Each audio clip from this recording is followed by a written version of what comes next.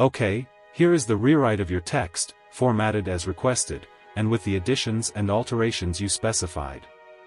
Imagine waking up to a serene day, free from the anxieties of rushing, filled with a sense of profound inner peace. This feeling of contentment seems entirely your own. However, as the day unfolds, the demands, expectations, and opinions of others begin to intrude upon your mind. Before you know it, you might start compromising, adjusting, and negotiating away that initial feeling of happiness, that sense of well-being that seemed so completely yours at dawn. Does this sound familiar? Here at Wisdom and Wealth, we understand this struggle. Many of us over 40 have experienced this very scenario countless times. It's time to take control. Today, we're going to delve into how, through the wisdom of Buddhist principles, you can establish your happiness as non-negotiable, something that no one and nothing can take away from you. Stay with us as we explore how to protect the most precious thing you possess, your inner peace, your tranquility, your sense of well-being. If you are resonating with the value that we are providing, please hit the like button and subscribe. Chapter 1: The Importance of Inner Peace. To truly understand why our happiness should be non-negotiable, we must first grasp the profound meaning of inner peace from a Buddhist perspective. Inner peace isn't merely a fleeting feeling of calm, it's a deep, abiding state of tranquility that arises when our mind is balanced, when it is free from the desires, distractions, and attachments that ultimately lead to suffering. This state of profound peace forms the core of true happiness, a happiness that does not depend on external circumstances, fleeting pleasures, or the approval of others. Imagine a lamp shining brightly in a dark room. That lamp represents your inner peace, and its light is constant, warm, and readily available to you at any time. However, every time we allow external opinions, the negativity of the news, or our own insecurities to dominate our mind, it's as if someone is placing a veil or curtain in front of that lamp. Gradually, the light grows dimmer, and our inner space darkens. That darkness is what we feel when we let external influences take over, when we allow the noise of the world to drown out the quiet voice of our own inner wisdom. What we need is to learn how to keep that space illuminated, to protect that peace at the very center of our being. The Buddha taught that true happiness comes from freeing ourselves from the desires and expectations that bind us to suffering. In his discourse on the Four Noble Truths, the Buddha explained that suffering is an inevitable part of life, but he also made it clear that the cause of this suffering isn't the circumstances themselves, but rather our relationship with them, how we allow those circumstances to impact our mental peace. When we truly understand this principle, we realize that protecting our inner peace is our fundamental responsibility and, ultimately, the key to lasting happiness. To cultivate this inner peace, it's essential to develop the ability to observe our emotions and thoughts without allowing them to carry us away. If the content provided is of benefit to you, give us a like and subscribe to Buddhist Doctrine channel. The practice of mindfulness, which is deeply rooted in Buddhist philosophy, invites us to be present in each moment, to see reality as it truly is, without judging or resisting it. By practicing mindfulness, we learn to observe how certain thoughts or feelings disrupt our peace, how our own expectations and desires, or those of others, create waves of unrest in our minds. To illustrate this concept, imagine your mind as a calm, still lake. When you allow the words, criticisms, or demands of others to affect your state, it's as if a stone has been thrown into that lake. Waves form, and the water's clarity becomes clouded. But if you consciously decide to protect that lake, if you choose not to allow anything external to disturb its surface, the water remains calm and clear, reflecting sunlight purely. This represents the mind at peace, a mind unaffected by external factors, staying in a state of calm and clarity. Maintaining inner peace isn't a selfish act, on the contrary, it's an act of profound responsibility. When we have peace within ourselves, we radiate calm and stability to those around us. We become people who inspire serenity rather than anxiety. Those around us, without even realizing it, also benefit from our stability, from our ability to remain unaffected by external storms. In Buddhism, this is called equanimity. Equanimity is the ability to stay calm amidst chaos, to not let either pleasure or pain sweep us away. It's a quality that we can all develop and that helps us see life with greater clarity and compassion. Additionally, inner peace allows us to connect with our true nature, with the essence of who we are, beyond what others may think or the labels that society imposes on us. This connection with oneself is fundamental to living an authentic and fulfilling life. Is the teaching so far helpful to you? Please like and subscribe now. When we are at peace, we can act from our essence, from what we truly are and desire, rather than from a place of insecurity or the need for acceptance. This is what Buddhism teaches us, that true happiness, the kind that doesn't shatter or fade, arises when we live in coherence with our essence, without letting anyone or anything alter it. Finally, to cultivate this inner peace and make our happiness non-negotiable, we need to be mindful of what we allow into our mind. Just as we care for our body by feeding it healthy food, we must be selective about what we let into our mind. What thoughts are we feeding? What emotions are we allowing to stay? Rather than letting negative thoughts, doubts, or insecurities contaminate our inner space, we can choose to nourish ourselves with thoughts that strengthen our peace, with practices of gratitude and compassion that elevate us.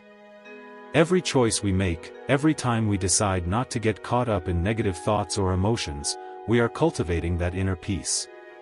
In summary, inner peace is the foundation of our happiness, and protecting it is an act of self-love and responsibility.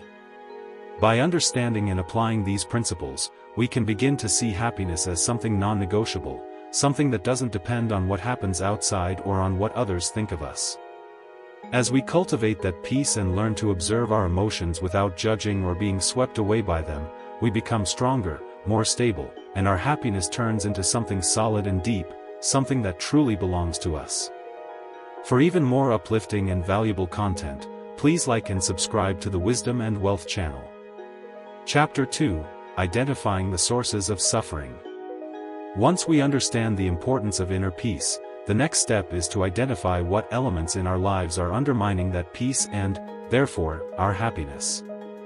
From a Buddhist perspective, suffering isn't simply physical or emotional pain, it encompasses anything that generates restlessness, dissatisfaction, or anxiety.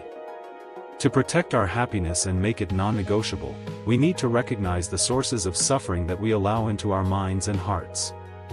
The Buddha taught that suffering mainly arises from three roots: desire, hatred, and ignorance, often referred to as the three poisons.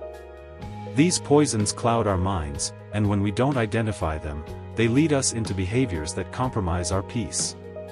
Desire isn't only about wanting material things, it also refers to attachment to outcomes and the expectations we have about how things should be. When we live with rigid expectations, every time something doesn't go as we planned, we feel that something is missing, and this sense of lack leads us to suffer. A common example is when we rely on others' approval to feel happy. If we base our self-worth on what others think of us, every criticism, every negative comment, or even an indifferent gesture becomes a source of suffering. We feel vulnerable, as if our happiness were in other people's hands.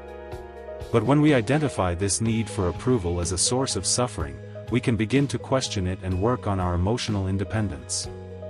We can ask ourselves, why do I feel the need for others' approval to be happy?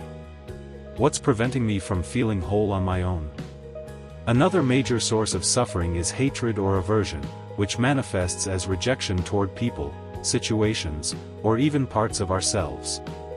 Every time we feel hatred or rejection, our mind fills with tension and resentment, stealing our peace. Sometimes hatred arises as an automatic response to situations we don't understand or that make us uncomfortable. For example, if someone at work receives more recognition than we do, it's easy to fall into resentment and comparison, creating unnecessary suffering. But if we identify this reaction, if we observe how hatred or envy manifests in our mind, we can begin to free ourselves from its control. Instead of viewing others as threats, we can see them as opportunities for reflection and growth.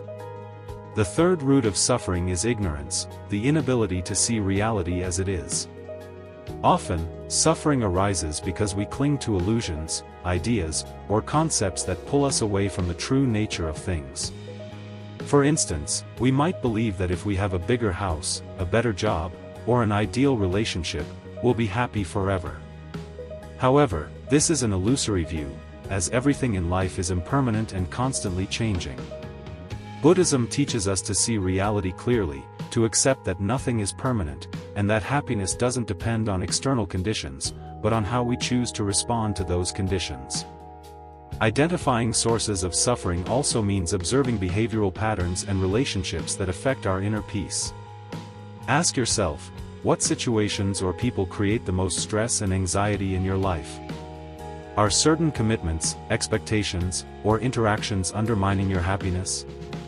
Sometimes we live trapped in relationships or environments that drain us emotionally, and we feel powerless to change them. However, Buddhism invites us to take responsibility for our well-being, to recognize that we can establish healthy boundaries and distance ourselves from situations or people that constantly bring suffering into our lives.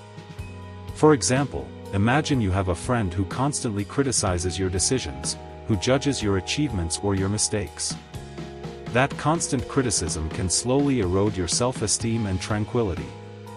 Identifying this relationship as a source of suffering doesn't mean you should immediately cut all ties, but it does mean you need to be aware of how that interaction affects your peace. From this awareness, you can make choices that protect your happiness, such as setting clear boundaries or, if necessary, creating some distance. By identifying sources of suffering, we also uncover the roots of our unhappiness within our own minds. How often are we our own worst critics? How often do we let our own doubts and fears pull us into discouragement? One of Buddhism's deepest teachings is that often we ourselves generate our suffering by not clearly observing our own thoughts. If we can identify these patterns, if we can see that our expectations, attachments, and rejections are the sources of our pain, we can begin to dismantle that suffering at its root. Lastly, it's important to remember that the purpose of identifying sources of suffering isn't to blame ourselves or feel bad about them, but to understand them in order to transform them. Buddhist practice invites us to observe our thoughts and emotions with compassion, without judgment. By doing this, we develop a greater understanding of ourselves and take a step closer to inner peace. It's not about eliminating suffering entirely, as it's part of the human experience, but about reducing its impact on our lives by observing it with clarity and wisdom. In summary, identifying the sources of suffering is an act of self-understanding and self-love. It allows us to see clearly what's affecting our inner peace and gives us the power to make choices that protect our happiness. By observing our reactions, expectations, and attachments, we can begin to build a life where our happiness is truly non-negotiable, a life where we don't allow anything or anyone, not even ourselves, to compromise our peace.